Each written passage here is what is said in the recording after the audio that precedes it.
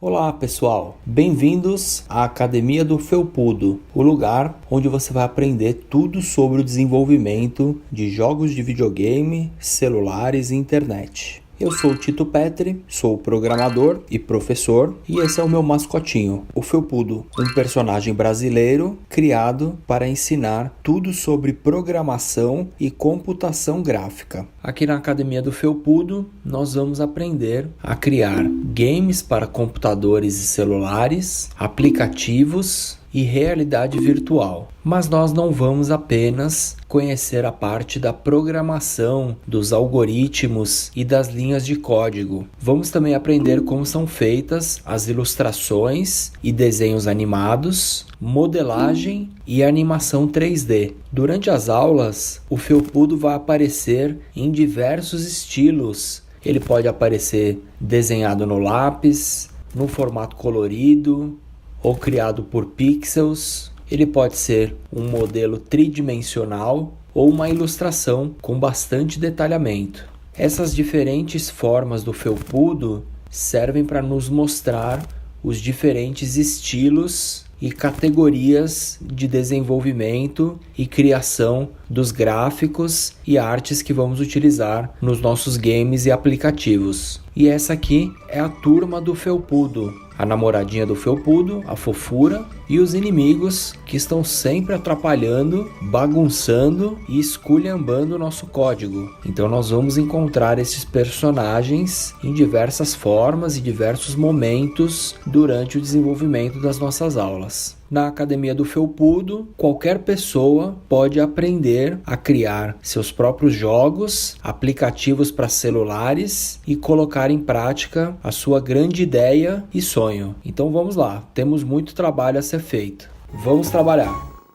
Você sabe o que são sistemas operacionais? O sistema operacional, ele é basicamente o programa que reúne o pacote de aplicativos ou o pacote de outros programas dentro dele. Se você observar, cada máquina, cada aparelho, cada dispositivo, cada computador, cada celular, ele tem o sistema operacional. É como se fosse o programa mãe, que vai ter os outros programas rodando dentro dele. Hoje, os sistemas operacionais mais populares do mundo são na versão desktop, que são os computadores de mesa, né? Os computadores que você tem em casa, os notebooks. São essas três aqui, que são o macOS, que você vai encontrar nos computadores da Apple, o Windows, que a maioria dos computadores domésticos e PCs utilizam, né? E o Linux, que é também um sistema operacional gratuito de código aberto. Se você quiser, você consegue acessar tudo do projeto do Linux, modificar tudo, porque é um projeto open source e o sistema também é aberto, ele não é pago. O da Apple você precisaria ter um computador da Apple e o Windows você precisaria comprar uma licença nele para rodar no seu computador, né? A Samsung faz o notebook, mas o Windows quem faz é a Microsoft, né?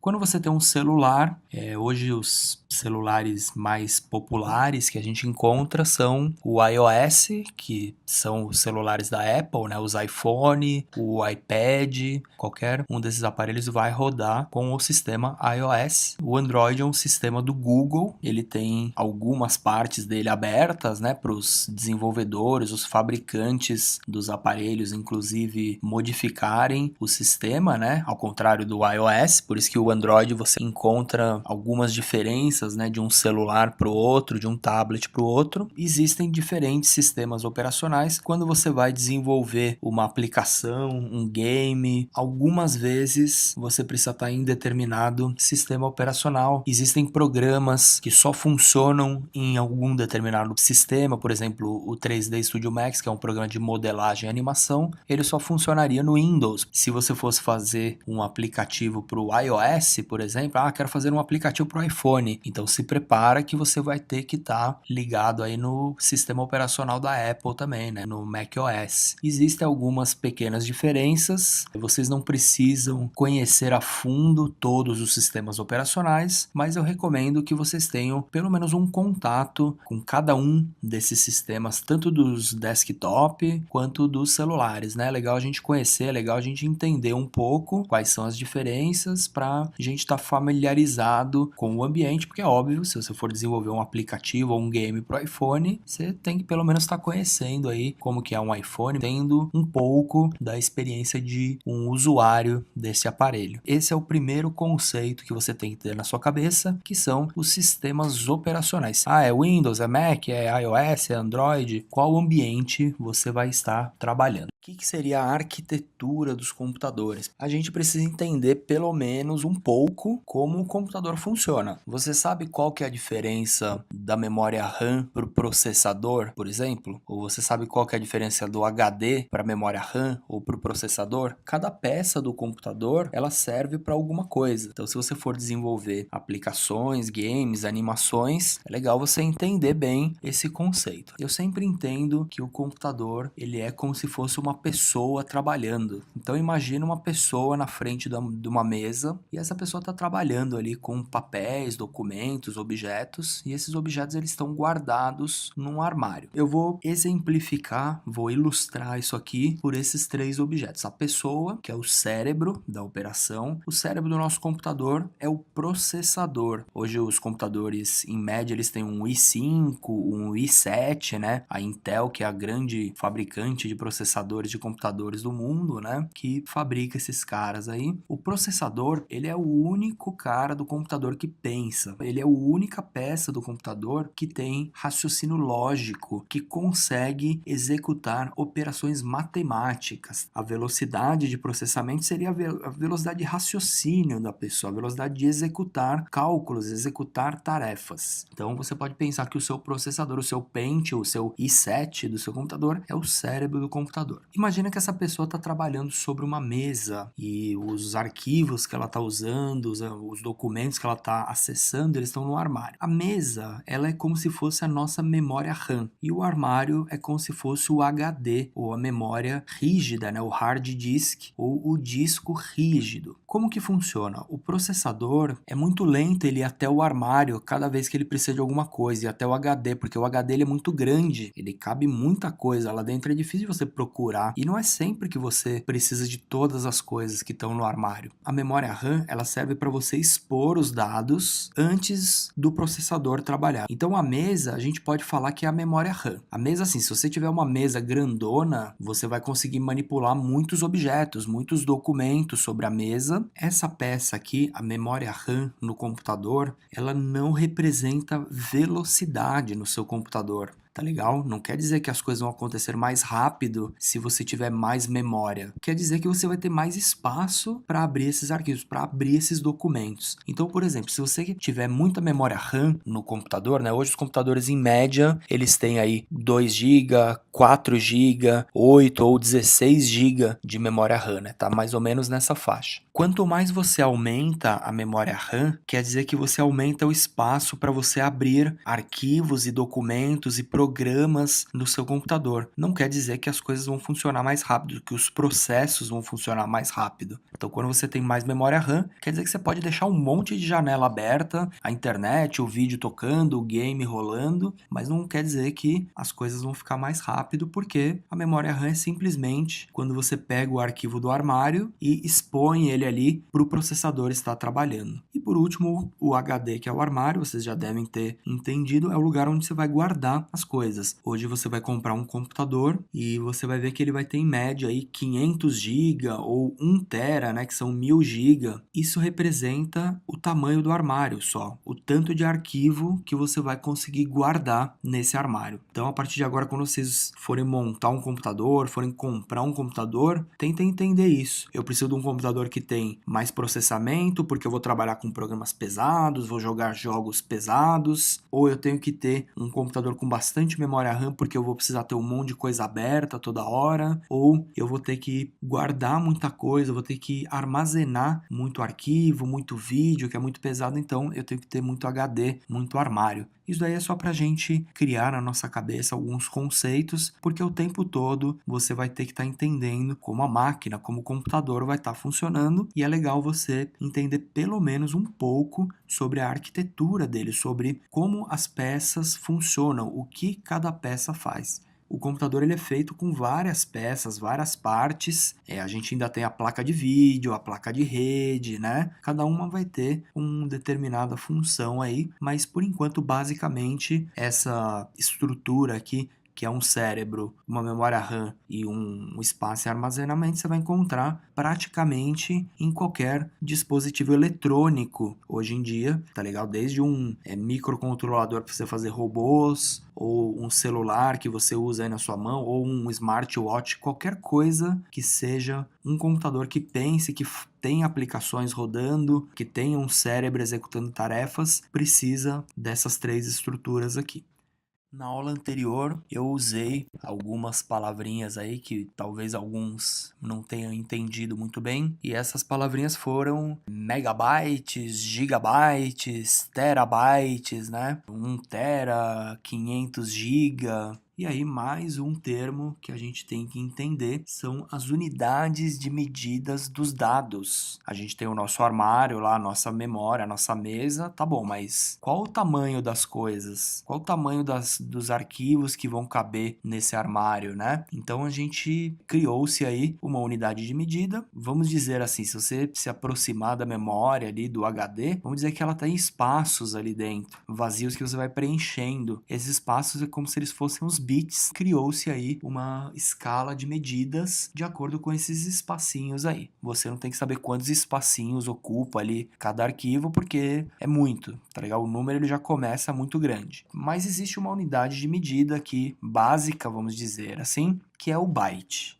Quando você estiver aí no Windows, no macOS, no sistema operacional, o menor arquivo que você vai conseguir encontrar é um arquivo que tem alguns bytes. Vamos ilustrar aí, vamos simbolizar um byte como sendo uma caixa. Um byte, assim, é um espacinho que você tem ali na memória, uma unidade de espaço ali dentro, e você consegue guardar alguma coisa. Essa alguma coisa, na verdade, é um valor, né, matemático. Então, isso representa um byte. Se você tiver 1000 caixas dessa daí, 1000 espacinhos desses, 1000 bytes é equivalente a 1 kilobyte, que é um KB. Se você criar um arquivinho de texto, um arquivo bem pequenininho aí no seu computador, você vai ver que ele vai ter alguns KBs, tá bom? 10 KB, 5 KB, 15 KB. É o arquivo mínimo, na verdade, que a gente estaria manipulando aí nos sistemas operacionais. Mas quando eu pular de 1 KB, que é um arquivinho pequenininho ali, para 1 megabyte, já são 1000 KBs, tá ligado? 1000 vezes 1000 para você chegar em bytes. Olha o tanto que você já aumentou aqui de espaço, caixas para você guardar dados ali dentro. De 1 megabyte, para você entender, não dá nem para você guardar uma música inteira no computador. Essa escala ela cresce 1000 megabytes, você tem 1 gigabyte, e hoje o armazenamento aí dos computadores já está em 1000 gigabytes, né? Você compra um computador hoje, ele já vem com 1 tera de HD para você guardar os seus arquivos, as suas coisas aí. É isso que a gente tem que imaginar como o armazenamento dos arquivos. Cada imagem que você cria, cada foto que você coloca no computador, cada vídeo que você coloca aí, você vai estar ocupando alguns desses espacinhos aqui, você vai estar preenchendo alguns deles. Isso daí que a gente tem que ter um pouco de noção, né?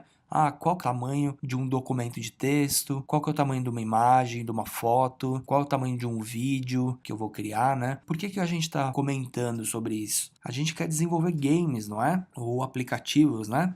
Lembrem que a gente tem que estar o tempo todo pensando nisso, no tamanho dos arquivos, no armazenamento dos arquivos. Imagina que o game no final ele vai ter que ficar o mais levinho possível, o menor possível, para ele ficar aquele aplicativo mais levinho no seu celular, ficar aquela aplicação que você abre, ela inicia rapidinho. Então o tempo todo a gente vai ter que estar ligado no tamanho dos arquivos e na unidade de medida que a gente está lidando ali. Só para a gente abstrair um pouquinho mais sobre o tamanho, o armazenamento de arquivos, né? Eu levantei aqui uma curiosidade. Esse aqui é o primeiro HD que a IBM lançou, né? É um dos primeiros discos rígidos que eles fabricaram aí em escala, né? 1956. E esse HD, desse tamanho aqui, olha quanto que ele tinha de capacidade de armazenamento. 5 mega, pouco menos de 5 mega, 5 milhões de caracteres cabia nele. Vamos dizer assim, 5 milhões de letras ali para formar documentos, enfim, 5 mega. E aí eu fiz aqui um levantamento, algumas curiosidades, né? Quanto que tem mais ou menos cada tipo de arquivo, ó.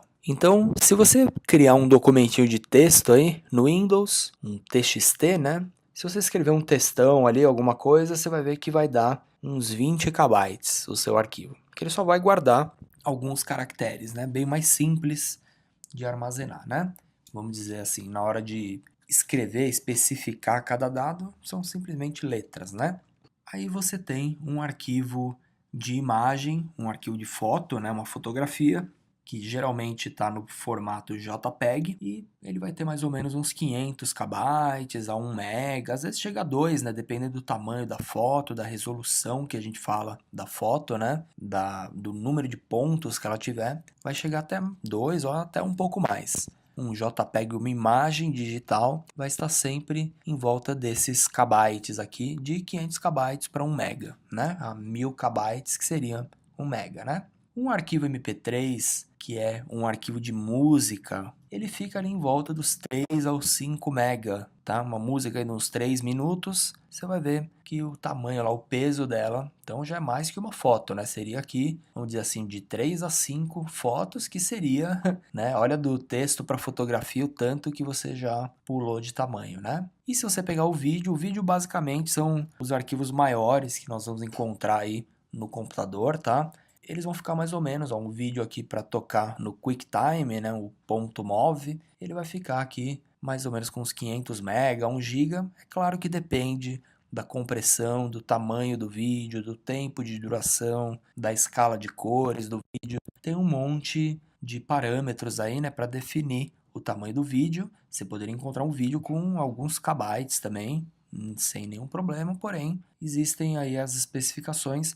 Eu estou aqui generalizando para que vocês comecem a observar. Geralmente você vai estar trabalhando aí no computador com esses tipos de arquivo aqui, né? Ou uma imagem, ou uma música, ou um texto, ou um vídeo. Hoje, os mais jovens aí que estão assistindo o curso não vão lembrar, não vão conhecer, né? Mas vamos dizer, lá para os anos 90, assim, usava-se muito esse cara que é o disquete, né? O disquete, ele não cabia lá nem 2 MB, ele cabia 1.4 MB. Então vamos dizer que se eu quisesse colocar um meu MP3 aqui de 7 minutos, né, uma música lá do Led Zeppelin de 7 minutos, você não vai conseguir porque ele tem 1.4 MB. Ele vai no máximo gravar um MP3 curtinho, um sonzinho de alguns segundos que vai ocupar até 1.4 MB. A próxima mídia de sucesso foi o CD, que ele equivale a 700 MB, o que daria exatamente 500 disquetes. A capacidade de gravar coisas aqui, de estocar arquivos digitais aqui aumentou 500 vezes. Aí sim, no CD a galera começa a usar bastante vídeo, bastante música, né? Começa a se popularizar o MP3 aí lá pro final dos anos 90, né? Começo do ano 2000 ali, tráfego de música na internet, aí a mídia também teve que dar uma engordada aí para suportar tudo que estava acontecendo, né? E aí a próxima mídia de sucesso que você teve foi o DVD. Ele tem 4.3 GB. Ele foi, na verdade, uma evolução do CD. São apenas 6 CDs aqui dentro. Percebe que não foi um salto como do disquete para o CD, em questão de proporcionalidade, né, de tamanho, mas enfim, é uma mídia bem popular até hoje. Um DVD cabe 4.3 GB dentro de um DVD, e é por isso que você usa o DVD para guardar filmes, né, de algumas horas às vezes. No caso do DVD, conseguiria armazenar isso, né? Alguns formatos de armazenamento bem comum são os pendrive, né? A gente guarda a coisa direto em pendrive, em HD externo. Chega no nível aqui do cartão SD ou micro SD. Essa imagem aqui ela ilustra um cartão micro SD que hoje você consegue encontrar com 1 terabyte. Perceba o tamanho do dispositivo, né, de armazenamento, o tamanho de dados que ele consegue guardar. As memórias, elas, conforme o tempo vai passando, a tecnologia vai evoluindo, elas vão ficando cada vez menores e mais densas, vamos dizer assim, possibilitando cada vez mais armazenamento e até, no caso dos processadores, mais processamento de dado, né? Então, se a gente pegar uma memória dessa, um cartão micro SD, a proporção disso para DVDs, ó, seria esse cartão que está na ponta do dedo aqui do cara, tem de espaço de armazenamento mesmo que 240 DVDs, né? Imagina uma pilha com 200 DVDs aí, ou 15 mil CDs. Ou se a gente proporcionalizar isso ainda para disquete, seriam mais de 700 mil disquetes. E o tempo todo a gente vai ter que estar de olho no tamanho das coisas, o que eu vou usar. Ah, eu tenho um vídeo aqui, pô, esse vídeo tá com 5 GB, né? Aonde que eu vou conseguir armazenar isso daqui? Então agora nós vamos falar um pouco sobre os tipos de arquivos digitais. Vamos começar pelo TXT. TXT é um arquivo de texto. Se você for no aplicativo do bloco de notas no Windows ou o Notepad aí no macOS, né? Você vai ter uma ferramenta para escrever um texto, tá legal? E se você salvar esse texto em formato .txt, você vai ter as suas palavras e frases e o texto inteiro gravado. Os principais tipos de documentos de texto são o Doc, é o formato da Microsoft, do Word, né, do Microsoft Office. O Doc ele salva texto, imagens, até links de internet, ele salva várias coisas dentro dele, mas você precisa do Word para abrir. O PDF é um formato mais de leitura, que salva imagens, textos, até links, uma série de recursos ele tem. O XLS é uma planilha, então se você quiser criar aquelas tabelas, aqueles estudos de análises financeiras, por exemplo, de números, você consegue montar uma tabela aí bem robusta e criar comportamentos, criar fórmulas, né? E o PowerPoint, que é uma apresentação de textos, imagens, onde você pode inserir um som também. Esses são alguns formatos de documentos bem populares hoje. Então, se você pegar algum desses tipos de arquivo, você já vai saber do que se trata, né? O arquivo .zip, ele é uma pasta compactada. Você pode pegar alguns arquivos, ou uma pasta, ou alguns arquivos separados, e comprimir esses arquivos. Existe aqui um método que o Windows, o macOS cria para gravar, guardar esses arquivos num trecho menor de memória, num espaço menor, e aí ele gera um único arquivo. Isso aqui é um pacote, né? Se você precisar mandar vários arquivos para uma pessoa ou uma estrutura de pasta, é melhor que você mande um zip do que mandar vários arquivos soltos, né? O zip ele acaba virando um pacote único. É mais fácil de você trafegar e guardar e armazenar isso aqui. Esse arquivo exe ou DMG, eles são arquivos executáveis, tá? Geralmente quando você vai instalar um programa, você baixa do site do desenvolvedor um arquivo que ele se executa e ele copia os arquivos necessários para as pastas, para o software funcionar. Esse arquivo aqui geralmente é o nosso programa, né? Quando você vai abrir o programa, você precisa iniciar o programa pelo executável. No caso do macOS, o DMG é o instalador do programa e aí o programa fica na pasta de aplicativos, né? Para a gente entender como funcionam as imagens digitais, né? A gente primeiro precisa entender o conceito de pixel e plano cartesiano. Então vamos entender primeiro o plano cartesiano, o que ele é. O plano cartesiano é um sistema de medição de um espaço. Imagina que você tem uma régua na horizontal, que é o eixo X, e uma outra régua na vertical, que é o eixo Y. É o que a gente fala que são as duas dimensões, né? O 2D. Se você contar aqui 5 casinhas em X e 4 casinhas em Y, por exemplo, você consegue definir um ponto nessa coordenada. A imagem na tela do computador, na tela do celular, na sua televisão, ela é formada baseada em se criar pontos na tela, ok? Então, existe ali um cérebro, existe um computador que está jogando pontos coloridos ali na sua tela, em determinada coordenada o tempo todo, dando a impressão de uma imagem estar aparecendo ali, né? Cada um desses pontos que aparece na tela, a gente chama de pixel. Quando você fala o tamanho de uma imagem, né, quer dizer o tamanho em pixels da imagem, né? Então você pode falar que essa imagem, sei lá, ela tem 120 pixels de largura por 80 pixels de altura, por exemplo, né? Baseado nessa referência de planos, a gente pode criar um jogo, a gente pode inserir imagens num layout, você vai poder criar um site. Então, essas coordenadas elas vão existir em praticamente todo o sistema que você estiver mexendo. Quando você estiver programando uma aplicação ou um jogo, você vai ter que estar se referenciando a essas posições, a essas coordenadas o tempo todo. Essas coordenadas elas vão servir para você criar uma imagem, posicionar uma imagem, um modelo.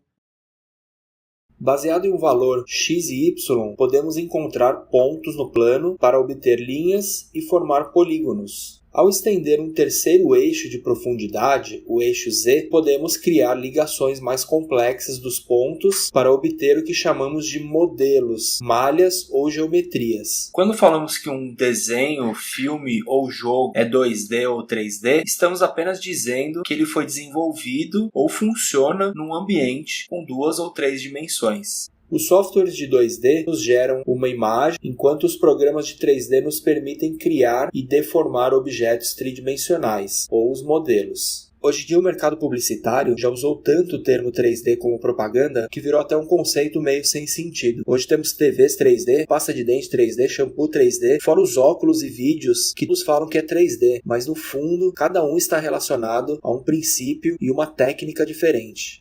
Esses são alguns formatos de imagens, alguns dos principais formatos de imagens. O bitmap é uma imagem sem compressão. Imagina que o arquivo ele grava, ele escreve ali pixel por pixel, ponto por ponto da imagem, o valor da cor dele durante a extensão da imagem inteira. Ele grava o valor de pixel por pixel. O JPEG ele já é uma forma mais malandra de guardar o JPEG, né? Ele vai abreviando trechos de cores na imagem, por isso o arquivo fica um pouco menor, porém dependendo da forma que você guardar, se você aumentar muito essa compressão, essa abreviação, ele pode perder resolução na imagem, né? O PNG é como se fosse um JPEG com a compressão qualidade máxima, porém ele tem um canal de transparência, você consegue enxergar os pixels transparentes. Então uma imagem poderia ter recortes, né? Ela não precisaria ser quadrada como nos outros dois casos, no JPEG e no bitmap. O PNG ele vai preservar as áreas transparentes da imagem. E o GIF, ele é praticamente como um PNG, ele também guarda as áreas transparentes da imagem, sem escalas de cinza, que o GIF ele recorta seco a transparência, ou é transparente ou não é. E o GIF também te permite salvar animações. Então a gente pode, ao invés de guardar um quadro de animação, a gente pode guardar vários quadros de imagens, criando um arquivo animado, né, com uma impressão de movimento. A animação é a técnica de você dar movimento para as coisas. Se você tiver uma sequência de várias imagens, uma pequena diferença no desenho de uma imagem para outra, quando você passar essas imagens bem rápido, você vai ter o efeito que essa imagem está se movimentando. O primeiro exemplo é um ciclo de animação de um personagem andando. Se você conseguisse colocar desenho sobre desenho aqui e tocar ele rapidinho, você vai ver o movimento dele andando em ciclo, né? O último quadro do movimento encaixaria de volta com o primeiro. Se você for fazer um personagem andando num game, basicamente você vai ter que fazer isso daqui. Seja ele 2D, 3D, basicamente é essa impressão de movimentos que você vai ter que criar. Esse desenho da bolinha aqui, caindo, né? Na hora que ela cai, ela dá uma esticada para dar uma impressão de movimento, achata, faz um impacto aqui, né? Dá uma impressão de um impacto, estica de novo. Isso aqui é um exercício de animação bem tradicional. O interessante é vocês já começarem a rabiscar isso aqui na folha do caderno, começa a voltar a atenção de vocês para isso daqui e aí vai assistir desenho animado, as animações antigas da Disney, que vocês vão se esclarecer bastante a respeito disso aqui. Então esse termo aqui, animação quadro a quadro, é basicamente isso, é você ter várias poses de um desenho, um pouquinho diferente da anterior, e aí você tocando isso rapidinho, você vai ter uma impressão de movimento. Quando a gente faz uma animação no computador, né, como o computador ele ajuda a gente faz essa animação a mais ou menos 30 quadros por segundo. Então quando você passa lá 1 segundo de um vídeo, de uma animação, você viu ali 30 frames, 30 desenhos. Quando os caras animavam na mão isso aqui, né, eles faziam menos desenhos. Às vezes animava ali a 18 quadros, às vezes a 24, para dar uma economizada no número de desenhos. Eu diria que acima de 12 quadros por segundo, o seu cérebro já tem a ilusão do movimento. Se você colocar menos que 12 quadros em 1 segundo, você vai ver a imagem mudando de uma para outra. Acima de 12 quadros, 15 quadros em diante, o cérebro já está enganado é o que você precisa para criar essa impressão do movimento. E é isso que a gente chama de quadro a quadro, ou keyframes, né? Os quadros chaves da nossa animação. São essas poses que vão determinar essa mudança aí do movimento. Eu já vou citar aqui 3 livros, que são basicamente as bíblias do pessoal que quer seguir para animação, para desenho. O primeiro livro aqui, o Illusion of Life, esse livro é um livro em inglês. É um livro que foi escrito por artistas da Disney, que trabalharam Bambi, Peter Pan, Mowgli, A Bela Adormecida, lá antigamente, né? Lá para 1940, 1950.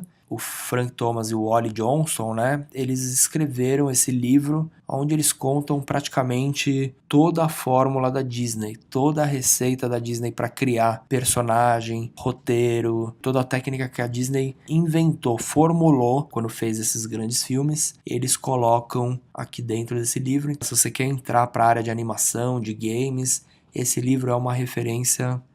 Não só esse, como esses 3 aqui. O segundo é o Cartoon Animation, do Preston Blair. Se você quiser conhecer a arte de movimentar as coisas, você tem que ter esse livro como referência. Vocês acham aí para comprar, acham até na internet aí em PDF. E o terceiro aqui é o Animator Survivor Kit.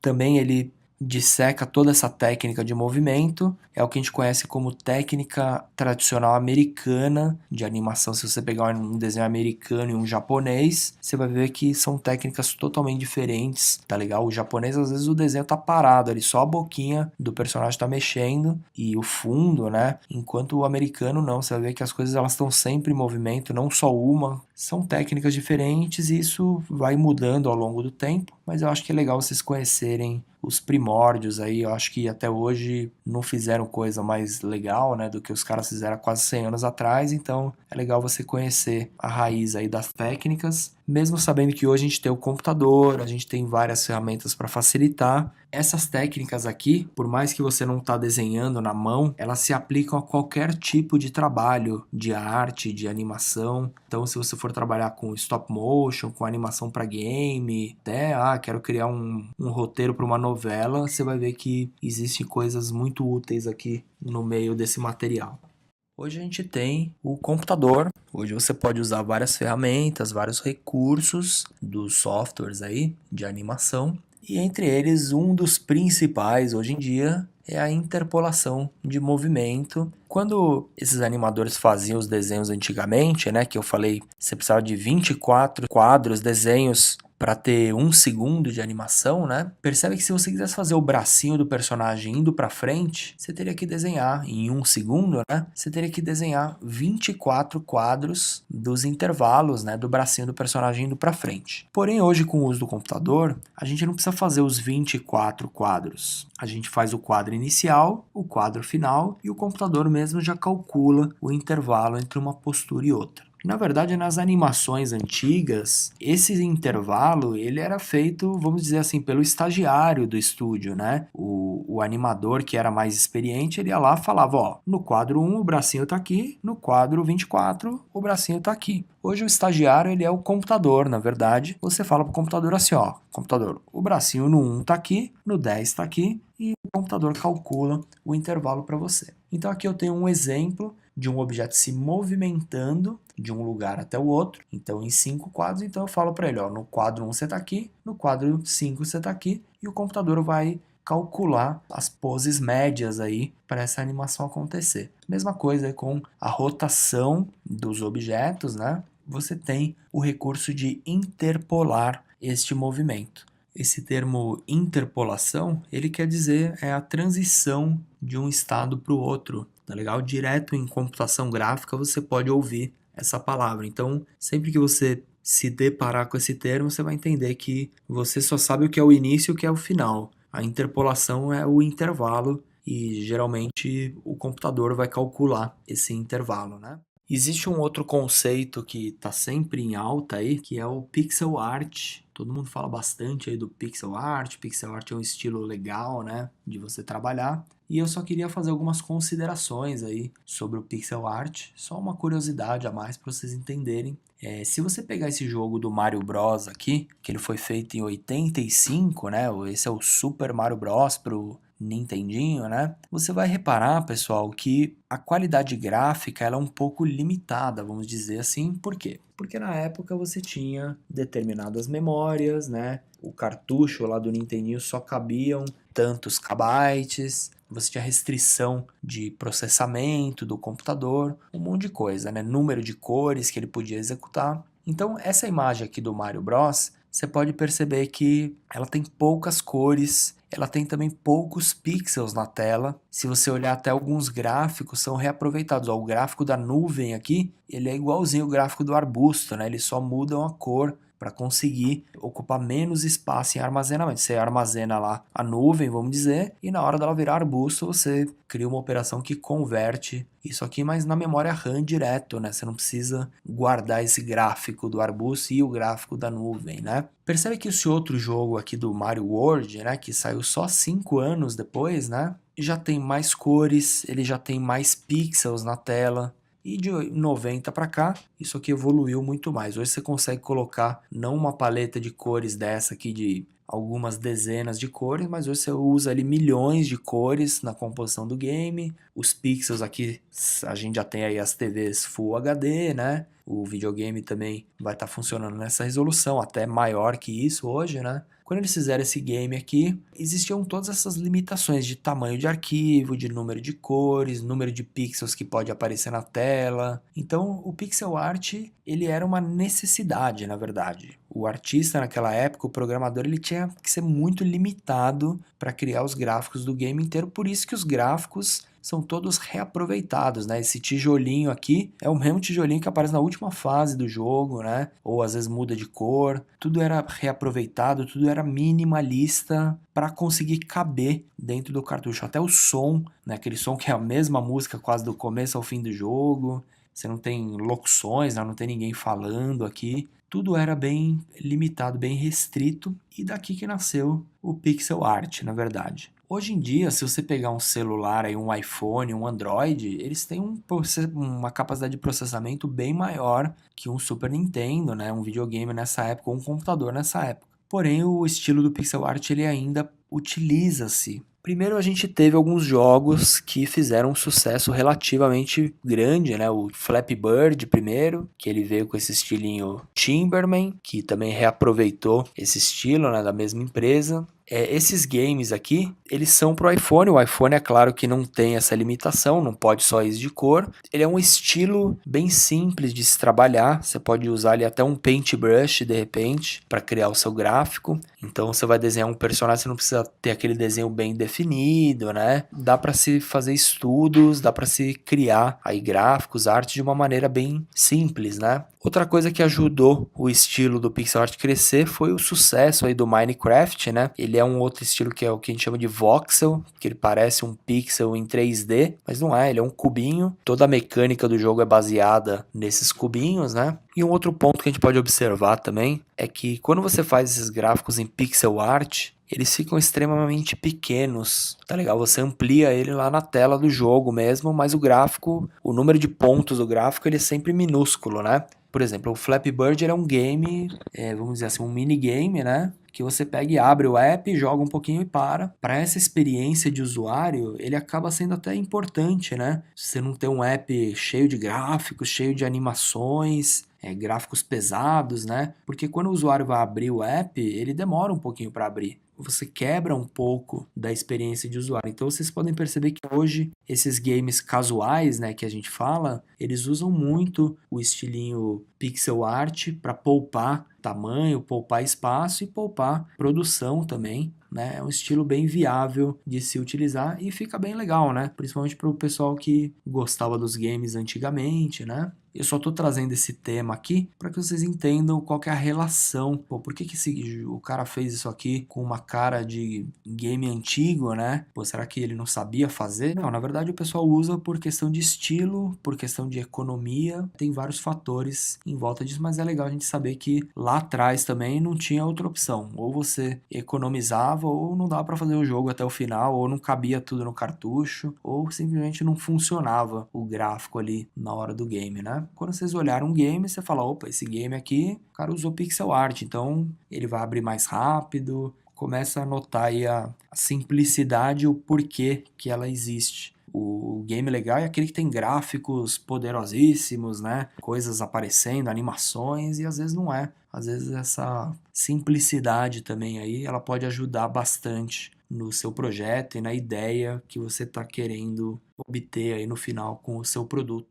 Vídeo, basicamente, você vai encontrar esses 4 tipos. O MP4, que hoje é muito popular na internet, né? Na web usa-se muito, é o formato MPEG. Quando você joga um vídeo, por exemplo, para o YouTube, qualquer vídeo que você jogar lá, ele vai converter para um MP4 e é esse vídeo que vai trafegar pela internet. Os arquivos .mov, que são os arquivos do QuickTime da Apple, eles são ideais para você fazer edição de vídeo. Então, se você for num canal de televisão, numa produtora de vídeo, direto vão se trabalhar com os arquivos MOV. É muito comum o pessoal de edição gostar bastante de editar nos computadores da Apple, justamente por causa desse arquivo, desse padrão. O MOV você consegue editar no Windows também, porém ele é bem mais dinâmico quando você está usando todo ali o sistema da Apple, né? Por isso que a galera de edição gosta muito aí de Apple, né? De Macs, né? Esses dois formatos vão funcionar no Windows, tá? E o formato AVI, esse formato aí, ele é bem usado para quem edita no Windows, porém ele é um pouco limitado. Não é que ele não funciona no Mac, ele funciona dependendo da compressão dele, da compactação. Não é aconselhável que você saia com um arquivo de vídeo feito no Windows e vá editar no Mac. Pode ser que surja alguma coisa. E o último formato que eu vou falar aqui é o WMV. Esse arquivo aqui você consegue ele só no Windows, né? Geralmente a galera que edita lá no Movie Maker, né, usa bastante o WMV porque ele exporta um vídeo super pequenininho, toca ali super rápido, só no Windows, tá ligado? Então ele é um formato da Microsoft.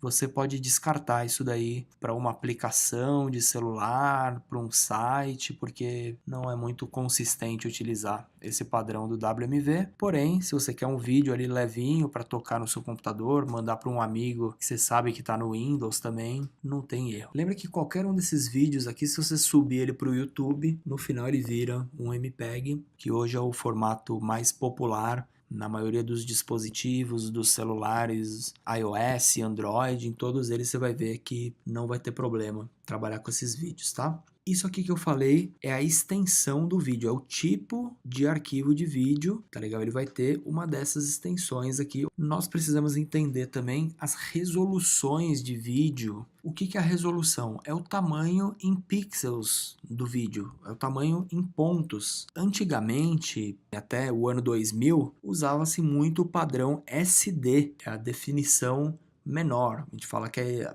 small definition hoje, né? Então as TVs de antigamente, aquela TV de tubo, né, que tinha aquela entrada, aquela antena RF, né, ou aquelas entradas AV, essa televisão, o filme que tocava ali, ele tinha essa resolução, 720 pixels, 720 pontos de largura por 486 de altura, mas esse é um padrão que foi utilizado muito até a época do DVD. Então, se você fizer um filme em DVD, essa é a qualidade que o DVD vai estar aceitando, 720 por 480. E aí veio a TV HD, e aí quando você começa a ver esses monitores de tela plana, essas TVs de tela plana, é porque a resolução subiu, o padrão subiu, então você percebe que não chega a ser o dobro de largura, né, nem o dobro de altura, porém você tem que entender que não é o dobro de pixels, é quase 4 vezes mais o número de pixels. Isso é bem representativo quando você fala de toda uma cadeia produtiva, de satélites transmitindo essas imagens, né, isso aqui trafegando pela internet. Pensa aí no todo, como é significativo um pulo do SD para o HD, né? Você já está subindo esse tanto de pontos na imagem, todos os vídeos que você está falando, né? Que são assistidos no mundo, né? E aí, recentemente, a gente já tem até o formato Full HD. As emissoras hoje abertas, né, no Brasil, elas transmitem no padrão Full HD, que é 1920 por 1024. Que você percebe que é quase o dobro que o HD. Se um dia você for subir um vídeo para o YouTube, eu aconselho que você suba nessa resolução máxima que ele aceita, que é o Full HD. Existem até resoluções além disso aqui. Você tem ali o 4K, que a galera fala que é para cinema, né, que é 4.000 e tanto de largura, que seria o dobro. quase dessa resolução do Full HD. Que aí no caso é só aqueles filmes do Senhor dos Anéis, do Avatar que você vai ver no cinema, que são renderizados em 4K, e já se fala, já se existem produções que são feitas até em 8K, para esse padrão aí, para tudo virar 4.000 ou 8.000 pixels de largura. Isso depende da evolução da cadeia inteira, né? Das peças do computador, das bandas da internet, dos satélites, né? Existe toda essa evolução conjunta aí da tecnologia para tornar isso daí possível. Quando você estiver fazendo um vídeo ou até uma imagem mesmo, alguém vai falar, faz na resolução HD ou faz na resolução Full HD, você já vai saber que é o tamanho da medida em pixels do projeto, seja ele uma imagem ou um vídeo. Existem também os arquivos de áudio, de som, as músicas, os efeitos sonoros. Basicamente, nós vamos encontrar esses 3 tipos mais populares, que são o ponto WAV. O WAV ele é um formato mais puro de som, então geralmente se você está editando um som, se você está trabalhando com música, você vai ter que usar esse arquivo aqui enquanto estiver produzindo. O MP3 ele já é uma versão para você ouvir apenas o áudio, porque existe uma compressão no arquivo. O tamanho do arquivo fica bem menor, então esse formato ele é ideal para as músicas de internet, para trafegar arquivos pela internet, para streaming, que é o lance de você ir baixando e ouvindo a música ao mesmo tempo, né, que hoje aplicativos usam, né? O MP3 já é um formato mais para você escutar o som, não é para você estar editando, porque ele já é um arquivo comprimido. Então, se você comprimir ele de novo, você vai começar a ter perda na qualidade do som, né? Se você fica editando, exportando novamente, você pode ter uma perda na qualidade. E o arquivo OGG, que ele é um pouco diferente, ele é um arquivo um pouco mais dinâmico, ele permite ser editado, modificado em tempo real, por isso que usa muito para streaming de internet e geralmente em aplicativos dá para se usar esse formato, ele é bem ideal. Quando a gente está desenvolvendo games e aplicativos, basicamente o que vai para dentro do seu projeto são arquivos MP3 e OGG, e se você estiver trabalhando com áudio, editando, fazendo um vídeo e quiser uma melhor qualidade nos arquivos que você está usando, você usa o MP3. Existem também vários outros formatos de áudio, você pode se deparar uma hora aí com o AAC, que é o formato da Apple, do QuickTime, o M4A, se você gravar um áudio no gravador do seu celular, você vai perceber que ele gera um áudio desse, ou os arquivos do Windows Media Audio, enfim, a maioria deles vai ser reconhecido pelos softwares de edição do Windows, do Mac, porém você não vai conseguir usar esses arquivos aí para os programas de animação, nem para as engines de desenvolvimento de games ou ferramentas de desenvolvimento de aplicativos.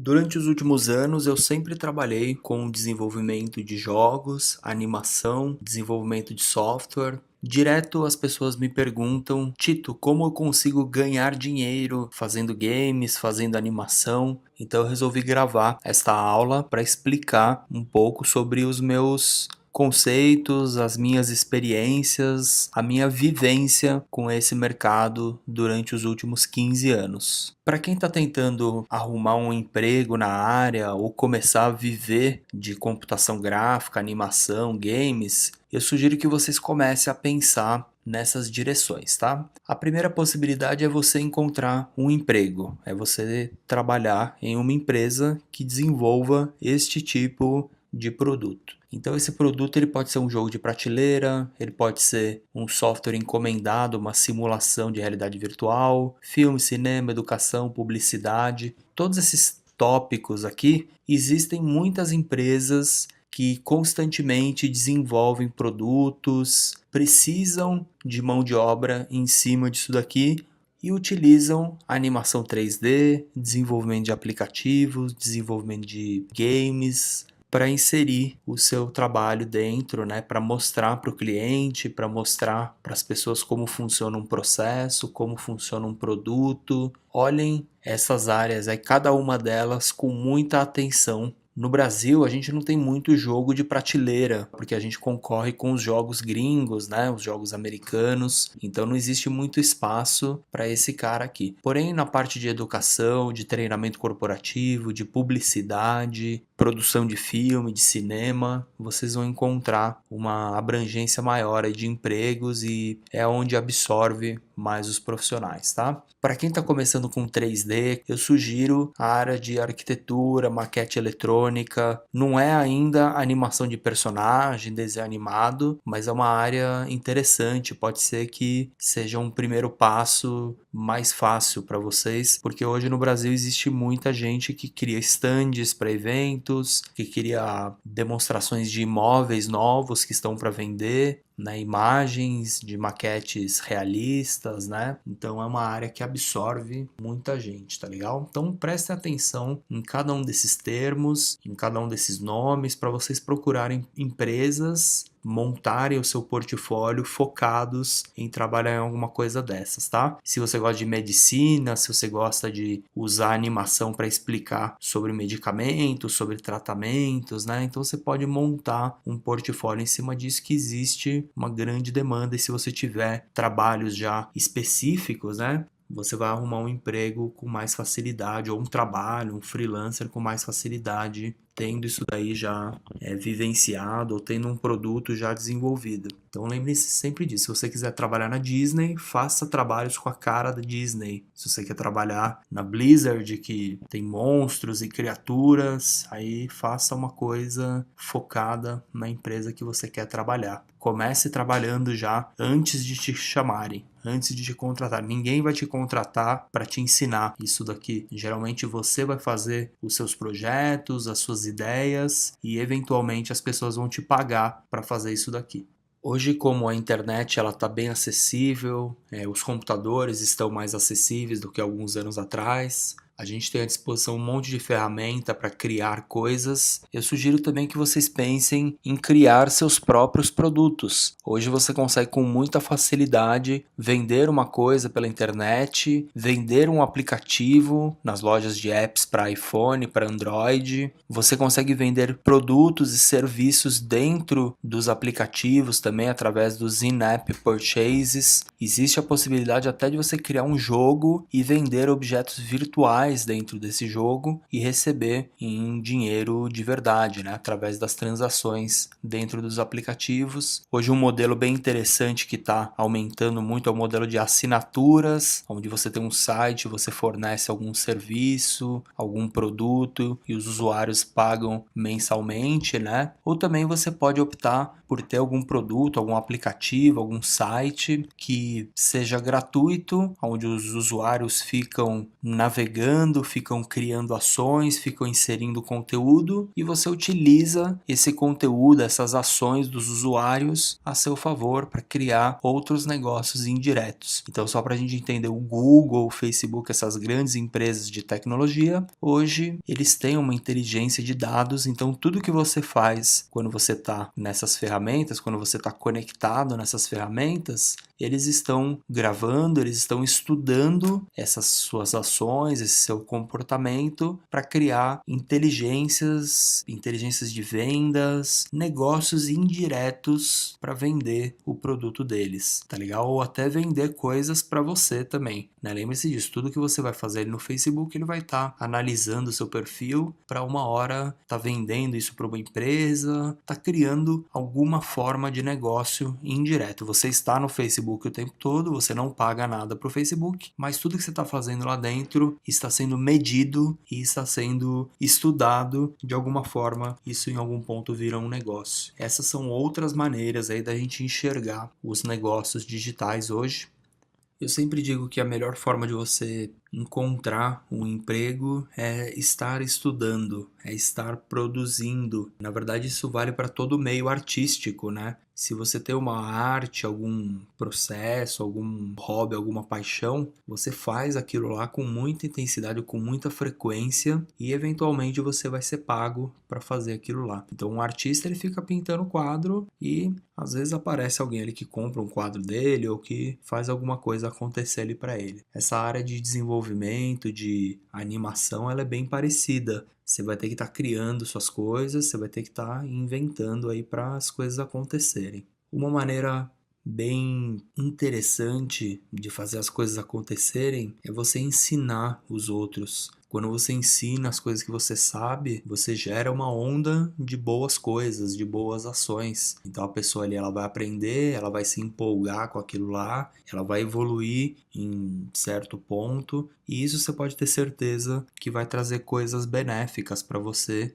em algum ponto lá na frente e para todo mundo em geral. Tenham bastante isso, ensinem as coisas para os outros, façam com que o conhecimento seja propagado o tempo todo. Não escondam informação, não tentem adquirir informação só para você, porque a informação hoje ela está na internet, ela está ao acesso de todos. Quando você ensina as coisas para os outros, você forma a opinião dos outros, então vai ficar mais simples também das pessoas lembrarem de você para fazer um trabalho. Muitas das pessoas que aprendem comigo não seguem a mesma área que eu, elas vão para outras áreas, elas vão fazer outras coisas, mas na hora que o trabalho aparecer, muitas delas vão lembrar, porque sabem que eu sei fazer aquilo lá, na verdade. Esse que é o grande ponto. Quanto mais você ensinar para os outros, mais você vai abrir portas para você. Mas ensinem não querendo obter alguma coisa em troca, querendo obter alguma vantagem. Ensinem simplesmente pelo fato de ensinar, de melhorar a vida dos outros, das pessoas que estão ligadas a nós. E hoje existem várias maneiras interessantes de você ensinar pela internet, através das redes sociais, dos canais que existem aí. Hoje é muito simples de criar um vídeo, de fazer uma postagem. Mostrem o que vocês estão fazendo, ensinem as pessoas o caminho para chegar no que vocês estão fazendo, o que vocês estão criando. Isso daí é muito importante. Um outro caminho que existe no Brasil também, eu já trabalhei muito em projetos ligados a leis de incentivo à cultura ou de entidades que injetam dinheiro nesse tipo de projeto. Eu não conheço muito sobre esses caminhos, mas trabalhei durante muito tempo na TV Cultura e em outros estúdios de animação que sempre utilizavam de alguma forma recursos financeiros vindo da Lei Rouanet, do FINEP ou da FAPESP. Se você se interessa por leis, por ir atrás de criar projetos, né, para o governo, para entidades ligadas ao governo, você pode ir atrás desses projetos de lei. Só para vocês terem uma ideia, alguns desses órgãos colocam dinheiro a fundo perdido em projetos, né? Por exemplo, a FAPESP, o FINEP, né? O prêmio FINEP, é isso que eles fazem, vai pegar o seu projeto, viu que tem potencial, põe um dinheiro para investir no seu projeto. A Lei Rouanet é uma forma um pouco diferente, onde você consegue entrar com um processo, né, no governo, e se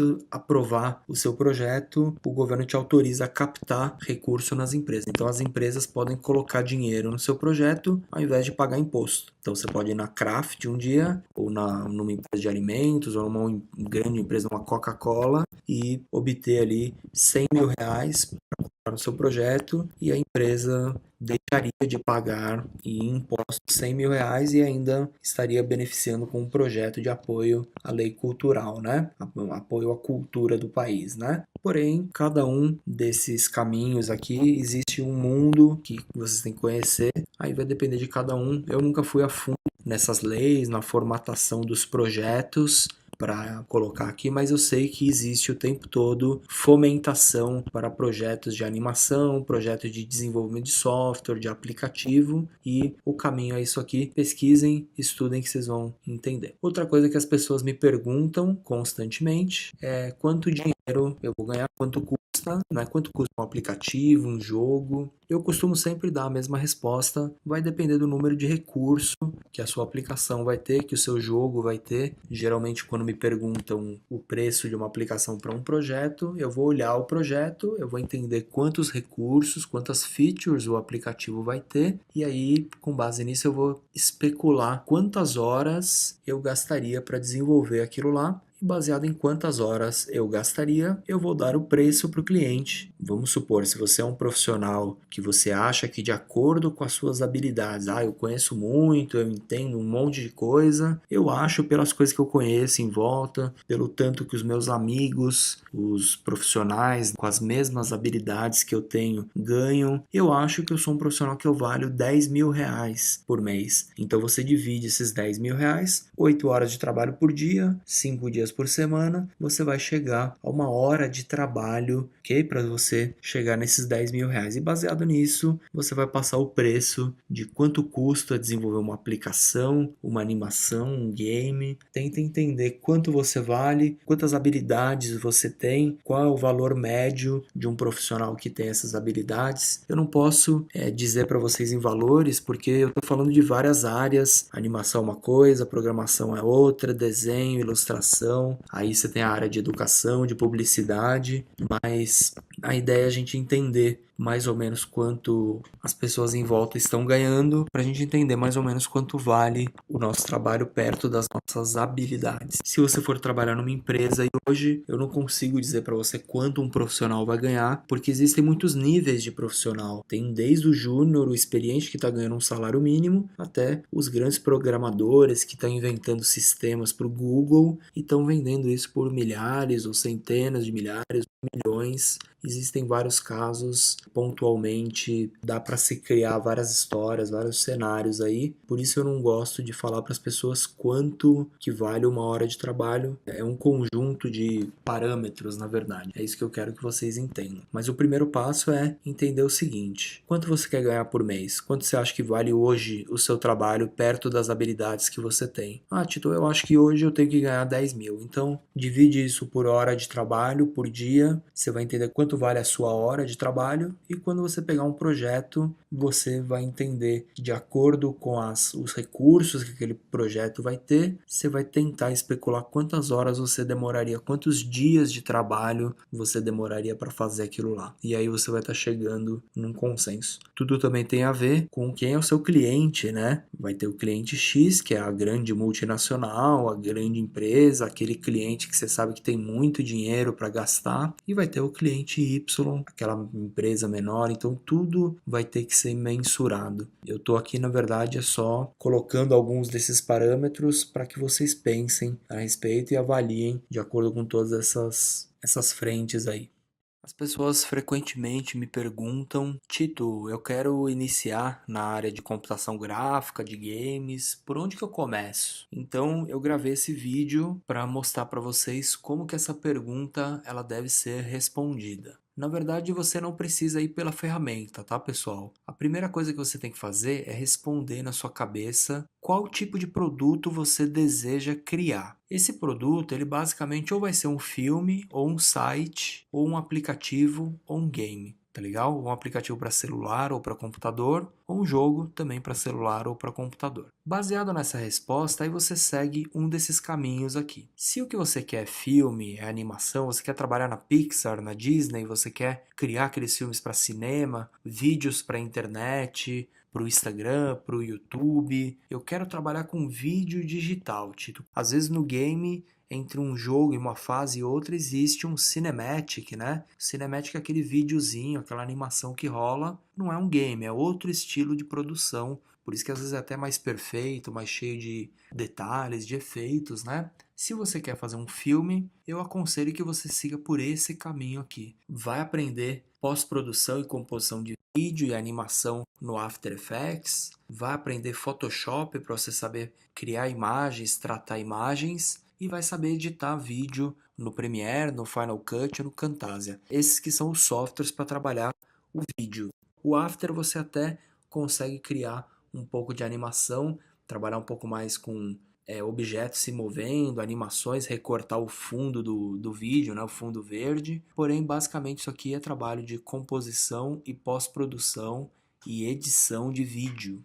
É aconselhável que você conheça também um pouco sobre modelagem e animação 3D, porque as ferramentas de modelagem e animação 3D elas vão te dar um monte de recursos. Você pode modelar objetos, inserir objetos, personagens, cenas em 3D no seu filme. Então, é aconselhável que o profissional que queira seguir para a parte de filme, de animação, entenda um pouco de cada um desses softwares aqui que eu estou mostrando. 3D Max ou Maya, ou Cinema ou Blender e After Effects, Photoshop e pelo menos um software de edição, Final Cut ou Premiere. O profissional completo nessa área vai entender todas essas ferramentas aqui. Se o que você quer é um site, é simplesmente um site de computador, uma página que vai funcionar tanto no computador quanto no celular, mas não é um aplicativo, é só um site que vai abrir legal ali no celular, né? Um site responsivo. Então vai para essas linguagens de programação aqui, HTML, CSS, JavaScript, PHP. Isso aqui é para a gente criar páginas, criar comportamentos nas páginas, fazer a programação das páginas de internet. Se você quer trabalhar com banco de dados, eu quero inserir usuários, quero cadastrar pessoas, obter dados das pessoas, criar dados relacionados, né? Então é banco de dados que você precisa aprender. Então você vem aqui para o SQL, para o Firebase, que é uma nova ferramenta do Google, que você vai conseguir integrar essas ferramentas dentro do seu site. Esse é o caminho se você quiser aprender criação, desenvolvimento de sites. Eu não coloquei aqui, mas a galera usa muito o WordPress, a plataforma WordPress, né? Que permite que você gere páginas sem precisar saber programação, né? De uma maneira bem visual, porém você fica muito atrelado à ferramenta deles. Então é uma linha de desenvolvimento que eu não uso muito, eu não sigo muito, porque eu acho legal você saber desenvolver uma página, saber o código daquela página, ter controle de tudo que você está fazendo e futuramente você quer integrar isso com uma aplicação, quer criar o seu aplicativo que funcione junto com o site, você vai ter controle, você vai ter domínio da técnica, tá? Então eu não inseri aqui o WordPress, mas a galera usa bastante para sites mais simples, coisas mais rápidas, vamos dizer. É aquele negócio rápido, porém sem muito controle. Sigam esse caminho aí se você quiser construir um site, tá? Se a sua resposta foi que você deseja criar um aplicativo, Tida, eu quero fazer uma aplicação que nem o Instagram, que nem um Twitter, um Tinder, um Facebook, uma aplicação para celular, que a galera vai entrar e vai fazer alguma coisa. Coisas relacionadas a mapa, geolocalização, um sistema para celulares Android ou iOS. Aí eu vou falar que você tem 3 linhas de desenvolvimento aqui, pessoal. Você pode optar por uma ferramenta híbrida, é a que vai gerar a aplicação tanto para o iPhone quanto para o Android. Então você tem hoje React, Ionic, PhoneGap, Xamarin, até o Delphi gera hoje uma aplicação multiplataforma, tá? Para o iOS, Android e até às vezes outros, Windows Phone, BlackBerry, até algumas delas aqui vão criar. Só existe uma ferramenta que compila a aplicação para o iPhone, que é o Xcode. Não existe outra ferramenta no mundo a não ser o Xcode, que é da própria Apple. Então o que vai acontecer? Essas ferramentas aqui, esses softwares que geram aplicativos multiplataforma, o que eles fazem? Na verdade, eles pegam o projeto, por exemplo, o Ionic ou o Xamarin, eles pegam o projeto ali que você criou e ele transcreve esse projeto para o projeto do Xcode. A única maneira de você criar o aplicativo para o iOS é através do Xcode, mesma coisa para o Android, que é através do Android Studio ou através do Android SDK, que também é o que esses softwares aqui usam por trás. Eles, na verdade, transformam a sua aplicação numa aplicação nativa, que a gente chama ou de Android ou de Xcode. Tanto que você tem que fazer o processo 2 vezes, não é com um clique que ele gera os dois. São 2 processos, 2 configurações de ambiente diferentes, né? Se eu quiser chegar nessas ferramentas aqui no Ionic, por exemplo, e integrar uma nova ferramenta que saiu agora do Xcode, que é o ARKit, é uma ferramenta de realidade aumentada, que usa câmera, usa bibliotecas super sofisticadas para a gente criar aplicações de realidade aumentada. Se eu quiser chegar em alguma dessas ferramentas e implementar isso, eu não vou conseguir por hora, tá legal? Porque essa ferramenta é muito nova, existe muito trabalho a ser feito ainda nessa ponte.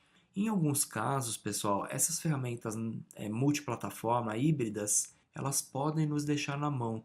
Pode ser que alguma coisa ali você fale, ela me limitou a não conseguir usar um recurso que eu quero, ou integrar 2 ferramentas diferentes, né? Essas ferramentas aqui, multiplataforma, elas são muito boas para você prototipar aplicações, para você iniciar ideias de aplicativos, vamos dizer assim, um aplicativo para ele ganhar forma, né, para ele virar uma empresa ali, ele ter êxito, demora às vezes anos, às vezes você vai ter que fazer uma empresa, duas, três, na quarta vai dar certo. Eu diria que para começar as ideias, esses aplicativos são legais. Porém, se você for muito a fundo na sua ideia, se o aplicativo ele é tipo o cérebro da sua empresa, eu diria que você vai ter que partir para uma aplicação nativa. Isso por experiência própria, pelas coisas que eu já desenvolvi, eu percebo que uma hora você vai acabar precisando do nativo, tá? Por isso que hoje eu já indico a galera direto a aprender o Xcode e o Android Studio, até porque essas ferramentas estão bem parecidas. Se você aprender uma, a forma de trabalhar, a forma de programar, os modelos que você vai usar, eles são bem parecidos. As ferramentas hoje estão bem integradas, né? Tanto um HTML quanto tudo que você faz ali na página de internet com essas linguagens nativas, elas vão se conversar sempre muito bem. Quem começa a desenvolver, eu digo, você quer uma coisa mais rápida, quer sair com aplicativo para tudo que é celular, vai lá para o híbrido, tudo bem. Mas eu vou falar, se você quiser ter controle do negócio, quiser fazer aquela aplicação levinha, que compila rápido, que abre rapidinho no celular, onde você tem controle de todo o código, toda a aplicação, são esses caras aqui. Ou o Xcode, a linguagem de programação utilizada no Xcode é o Swift. A mais nova, mais recente é o Swift. Antigamente utilizava-se o Objective-C, então se você achar alguma referência aí, você já sabe que é a linguagem antiga do Xcode, a nova é o Swift. Assim como o Android Studio, ele é em Java, a programação, porém está entrando uma linguagem nova agora, que é o Kotlin. Então se vocês ouvirem esses nomes, vocês sabem que a linguagem de programação é a forma de escrever o código nessas ferramentas aqui. Cada uma dessas ferramentas híbridas vai ter a linguagem de programação delas. Se você virar para mim, Tito, mas e aí, o que eu escolho? Híbrido ou iOS e Android? Eu vou dizer com propriedade iOS e Android de cara. Eu diria que se você veio aqui aprender o iOS, você já aprendeu 70% do Android. Tá legal? É só pôr em prática ali algumas coisas, entender pequenas diferenças que rapidinho você vai estar fluente nesses dois. Se você aprendeu o híbrido, tudo bem, você vai desenvolver suas aplicações, porém, no futuro aí você vai correr o risco de ter que aprender depois esses dois caras e esse daqui não servir para mais nada. Pela experiência que eu tenho de campo, de mercado, esses meus últimos 15 anos trabalhando aí com desenvolvimento de software, esse é o meu parecer. E por último, se o que você respondeu é que você deseja desenvolver um game, vamos a estas possibilidades. O seu game ele pode ser 2D ou 3D, ou hoje com os novos ambientes de realidade virtual, ele pode ser um game VR também para aqueles óculos, ou um game em realidade aumentada. Se for em 3D o seu jogo, eu já digo que você tem que cair para Unity. Por que Unity? Tem gente que vai falar, mas tem o Unreal também, o Unreal é muito bom. Sim, o Unreal ele é uma ferramenta muito bacana, muito legal, muito promissora, porém, tudo que existe hoje em termos de realidade virtual e realidade aumentada só está 100% integrado com o Unity. Então tem vários recursos, várias ferramentas, vários SDKs que não funcionam ainda com o Unreal. Por isso eu digo que se você começou a aprender hoje, é legal você aprender o Unity, porque de cara você vai estar fazendo seus games 3D, colocando ele no iOS, no Android, e já sabe trabalhar com essas ferramentas de realidade virtual, tá legal? As principais ferramentas de AR e VR hoje, o AR Core, ARKit, o Vuforia, eles só estão integrados 100% com o Unity. O Unity tem uma grande interface com este tipo de aplicação. Então eu diria que se o game é 3D, Unity. A realidade virtual, a realidade aumentada, Unity também. Se você falar assim, Tito, eu quero um game 2D, aí eu já iria para algumas direções diferentes. Eu perguntaria o seguinte, esse game é só para iOS? Porque tem muita gente que faz jogo só para iOS, porque o público de iOS é o público que compra game, que gasta dinheiro com games, com itens dentro dos games. Se a sua intenção é fazer um jogo só de iOS para vender, eu diria que o mais interessante é você usar o Xcode, o Swift e essas engines de game, o SpriteKit e o CineKit. Só para vocês entenderem a diferença, SpriteKit é o engine de game 2D do Xcode, do Swift da Apple, a engine oficial de games da Apple. O CineKit também é a engine oficial da Apple, só que o CineKit é 3D. Pô, mas aí o 3D não é aqui nesse outro item do seu fluxograma, Tito? Sim. Porém, se você aprender o SpriteKit, o Swift, o Xcode, fica muito fácil você aprender o CineKit e muito fácil de você aprender o ARKit, que é a integração disso tudo com a realidade aumentada. Então esse é um caminho,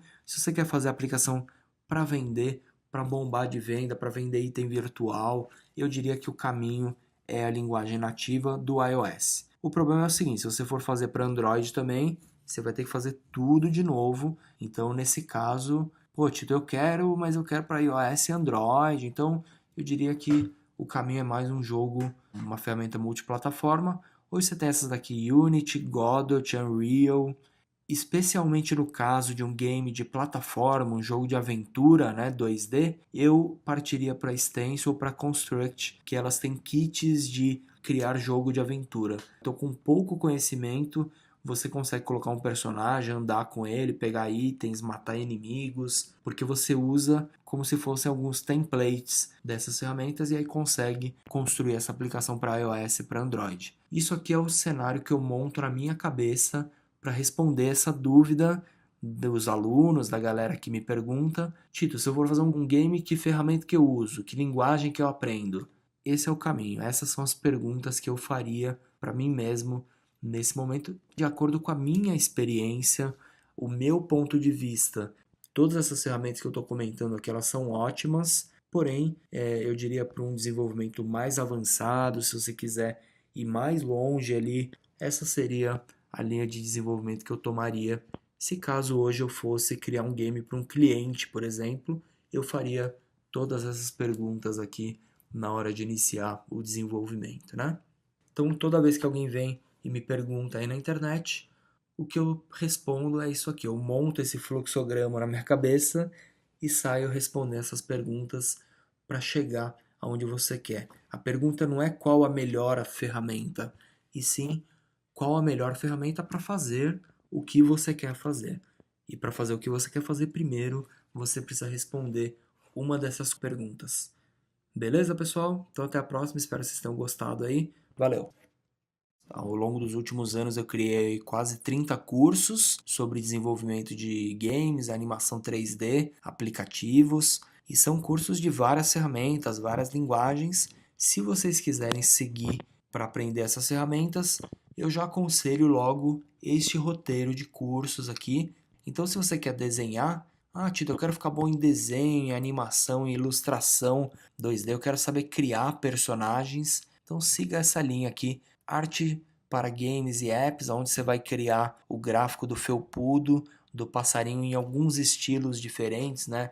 Um estilo de vetor, um estilo de pixel art, vai aprender a fazer uma animação com ele, uma animação com esqueleto, uma animação programática, né? Uma animação que ela vira um código para a gente usar depois num aplicativo, é um método bem moderno de desenvolvimento, usa-se muito isso para deixar os aplicativos mais leves, né, mais otimizados. Depois tem o curso de design de personagem, onde você vai aprender a criar todo o conceito do seu personagem, desde a aparência, o aspecto, a história do personagem, até desenhar isso, dar um formato para esse personagem e fazer como se fosse um produto para você entregar para um cliente, tá? Se um cliente te contratar para criar um personagem, qual é o produto final? O que você tem que entregar na mão do cliente? Você vai aprender toda essa finalização, essa arte final para trabalhar com a criação e o desenvolvimento de personagem. E o curso de ilustração avançada, usando lá o Clip Studio Paint, vai te dar uma boa noção de como fazer uma bela de uma imagem aí,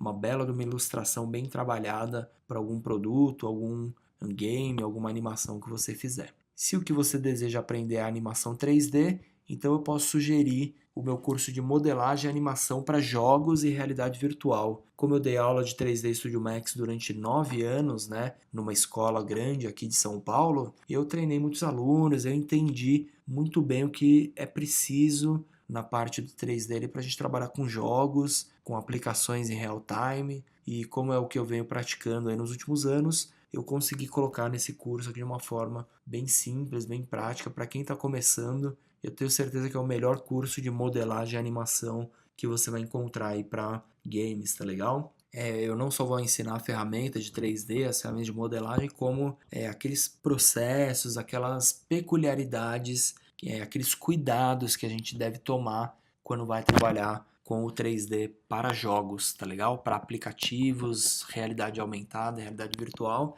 Inclusive nesse curso a gente desenvolve um VR para cardboard, uma realidade aumentada que reconhece cartões, usa câmera, né? Então é um curso bem interessante aí para quem está dando os primeiros passos na parte de animação, tá? Se o que você quer é programação, Tito, eu quero programar games, quero programar aplicativos, então segue esse caminho aqui, ó. Aprende primeiro um pouco sobre lógica de programação para games e apps. Nesse curso eu dou uma boa introdução sobre os conceitos básicos da lógica de programação, aqueles nomes chatos, o que é uma variável, o que é um escopo, o que é uma função. Eu vou ensinar aqui de uma forma bem legal, bem abstrata, para que vocês entendam os termos da programação. Para quem nunca mexeu, quando algum programador vai ensinar programação para gente, ele começa a usar termos muito difíceis, muito impossíveis, e programação não é isso. Programação é muito fácil, é para qualquer um fazer hoje em dia, tá legal? Se fosse antigamente, eu até diria que é uma coisa mais trabalhosa, né? Mais difícil. Hoje as ferramentas estão super simples, basta você conhecer as ideias iniciais, tá legal? Os conceitos iniciais, isso que é o mais importante. Todo mundo que aprende a programar fazendo esse curso aqui tem uma visão bem diferenciada sobre programação. O curso de lógica de programação para games e apps vai te dar esse primeiro passo, essa primeira entrada, e aí você pode optar por criar aplicativos para Android em Java. Tem um curso que a gente cria 12 apps, Twitter,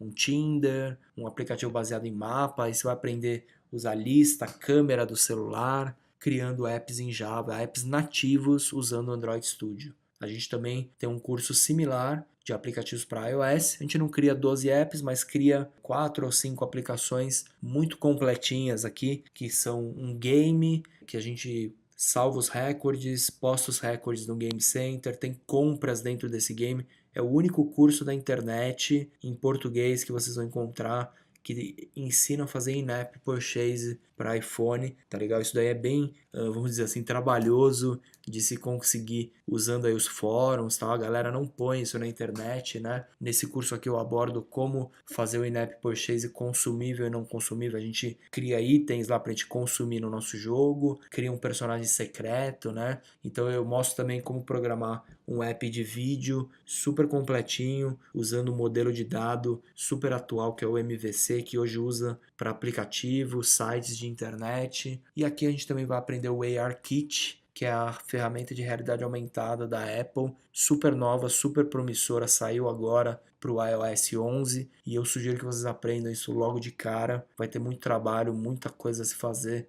utilizando essa ferramenta.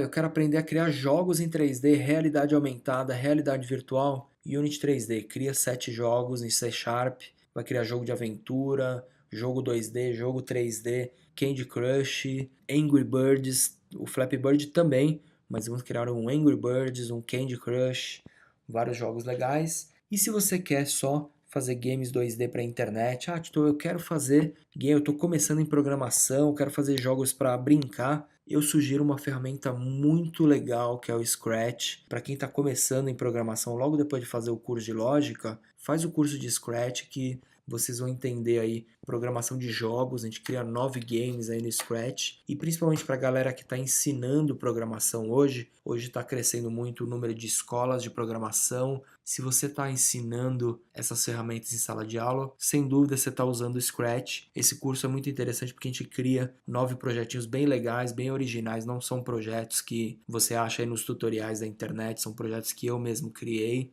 É de uma maneira bem diferenciada para a gente aprender o Scratch. Então você que está ensinando aí as crianças, ensinando programação, para você esse curso vai ser bem legal, tanto de lógica de programação quanto o curso de Scratch. E para você que está virando desenvolvedor, você quer criar seus apps, você quer criar os seus produtos, verifiquem esses 3 aqui. Criar aplicativo em Android Studio com Java, em Xcode com Swift para o iPhone e jogos 3D e 2D com Unity, que aí você vai aprender lá também realidade aumentada, realidade virtual, vai ficar com bastante conhecimentos aí nesse tipo de desenvolvimento. Tá legal, pessoal? Então nesse vídeo aqui eu vou deixar um link para que vocês acessem todos esses cursos aqui com um cupom de desconto. Aproveitem aí, os cursos eles estão numa faixa super acessível. Se vocês adquirirem todos esses cursos aqui, eu garanto que vocês têm material aí para ficar meses estudando. Eu não digo que você vai sentar e fazer em alguns dias esses cursos. Cada curso desses aqui vai demorar uma semana, 2 ou até mais para você assistir às aulas, instalar os programas e desenvolver os projetos propostos, tá? Então eu garanto para vocês que aqui tem basicamente uma faculdade de desenvolvimento de games e aplicativos e desenho e animação para vocês. E um preço super acessível. Essa é a minha proposta como profissional, como professor, que é entregar algo acessível para os alunos aí do Brasil, que hoje a gente sabe que o ensino é caro e é difícil, né? A gente está indo todos os dias para um lugar para aprender, quando o conhecimento está aqui na nossa frente também, né? Então aproveita esse conteúdo, aproveita esse material. Quem conseguir consumir tudo isso que está aqui vai se tornar um grande profissional em bem pouco tempo. E eu tenho certeza que com o conhecimento que tem aqui, vocês vão conseguir criar produtos top, produtos usando as tecnologias top que existem hoje no mercado. Percebam que eu ensino vocês a criar o produto do zero, desde o conceito, desde as ideias até a publicação. Todos esses cursos aqui de aplicativos, eu ensino vocês a construírem a aplicação para o iOS, para o Android e publicar essas aplicações nas lojas para que futuramente vocês tenham um produto digital nas mãos, tá legal? Então essa é a proposta, essa é a minha ideia. Espero que vocês curtam. Um abraço para todos, até a próxima. Valeu!